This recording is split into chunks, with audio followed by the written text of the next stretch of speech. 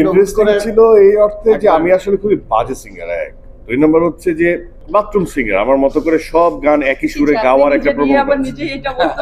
তো অনেক আগে ছোটবেলার স্মৃতি মনে পড়ে, যে মানুষটাকে বিয়ে করেছি তার সাথে তো প্রেম করতে হয়েছে 14 বছর। তো সেই সময় আমার এক বন্ধু যে চমৎকার গান গাইতো, তো বললাম যে মান সম্মান তো থাকতেছে না, একটা গান তো গাইতে হবে। বলে কি করবি? আমি সে গিটার পছন্দ করে, একটা গিটার বাজানো শেখা আমাকে। তো আমাকে বললো যে বেসিক শিখে লাভ নাই, তুই এমনি গুনগুন করে একটা গান তোকে শিখিয়ে দিচ্ছি। তো ওই সি এফ জি এরকম কয়েকটা কর্ড, তো এখন অব্দি আমার ওই উন্নতি ওইখানেই, ওই কর্ডগুলোই পারি। তো তখন গান লিখতাম আর নিজে নিজে সুর দেওয়ার চেষ্টা করতাম। অনেক মেমোরিজ, আমি আমার দোস্ত বন্ধু যারা ছিল, ইভেন দো তখন আমাদেরকে মানিক রতন বলতো, আমি আর অপূর্ব, ওই আমার বাসার ওই সিঁড়িকোটায় দুজন বসে লিরিক নিয়ে গুনগুন করে গান টিউন করতাম। অনেকে ভাবতো, আমার তখন আমার এলাকায় ভাবতো যে আমরা কাজিন ব্রাদার। তো সেখান থেকে এরকম টুকটাক। তো এর মাঝখানে কিছু টিউন ছিল আমার কাছে, ওই ডায়েরিটা অবশ্য হারিয়ে গেছে, 100-র মতো গান লেখা ছিল। এই এতটুকুই, অনেক সময় ওর সাথে করা হতো, নিজে করা হতো। তো যখন এই গানটা আমাকে একটা ওয়ান কাইন্ড অফ আমাদের প্রমোশনাল টুল হিসেবে, বা এটা পরে করা, হঠাৎ করে শাকিল আমাকে একটা গান পাঠায়, তো বলে যে শুনতো একটু, এটা আমি জানতামই না। তো আমি দেখলাম যে ইটস ওয়ান কাইন্ড অফ, কিছু মেটাফোর আছে, কিছু আমার সাথে মিলে, কিছু নিশানের সাথে মিলে, একটু সোয়াগিং আছে, টিউনটা ক্যাচি, এটার মধ্যে জোর আছে। তো হঠাৎ কথা বসে বলছিলাম যে এটা তো আসলে দোস্ত মনে হয় যে এটা আমার গান, আমারই গাওয়া উচিত, এটা কিন্তু এটার স্কেল যে এত উপরে, এটা তো গাইতে পারবো না। তখন বলে যে তুই গাবি গাবি।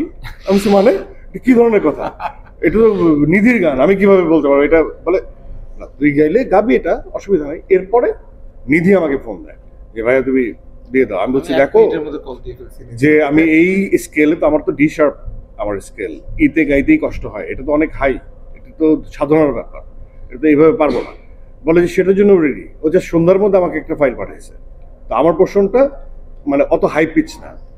তো বলছে এটা আপনি করে ফেলতে পারবেন, আপনি আপনার অ্যাক্টিং ক্যাপাবিলিটি বা ভোকাল যে জোরটা আছে সেটা দিয়ে আপনি করে ফেলতে পারবেন।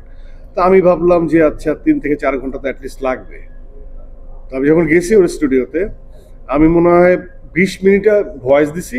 তো বলছে আপনি একটু দাঁড়ান। আমি বলছি কি হলো, আবার কি দেখতে হবে তোমার? বলে না, একটু দাঁড়ান। ও 40-45 মধ্যে, 45 মিনিটের মধ্যে মাস্টারিং ছাড়া ট্র্যাকটা রেডি করে একটু ঠিকঠাক করে স্ক্র্যাচ আমাকে দিয়ে দিচ্ছে। বলছে আপনি গাড়িতে গানটা তো শুনবেন না, আপনি শুনতে শুনতে যান। তা ও জানে যে আমি গান শুনতে শুনতে আসছি, ও ওই ভাইব আমাকে পাঠিয়ে দিচ্ছে। সো এইটা হচ্ছে এইভাবে এত তাড়াহুড়া করে এইভাবে করা। কিন্তু আমি থ্যাঙ্কফুল টু নিধি, ওর যে বা গান ও যেভাবে বানাইছে সেটা না, আমি বলছি যে ও যে একজন পারফর্মারকে কিভাবে ডিল করলো একটা কম্পোজার হিসেবে, ও যে আমাকে এত মানে একটা কমফোর্ট জোনে রেখে জিনিসটাকে বের করে নিয়ে আসলো। আমি এই জন্য নিধির কাছে থ্যাঙ্কফুল, এবং একই অর্থ ওর ভাইয়ের কাছেও যে মাস্টারিং করে পাঠাইছে। না আমি যেমন গানটা গাবো না, আমি বলতে পারি যে এটা আমাদের স্টোরিটাকে রিলেট করে, যে তোমাদের চোখে দাগি, তোমাদের চোখে দাগি, সমাজের চোখে দাগি, যতবার খুশি মারো ততবারই আমি জাগি।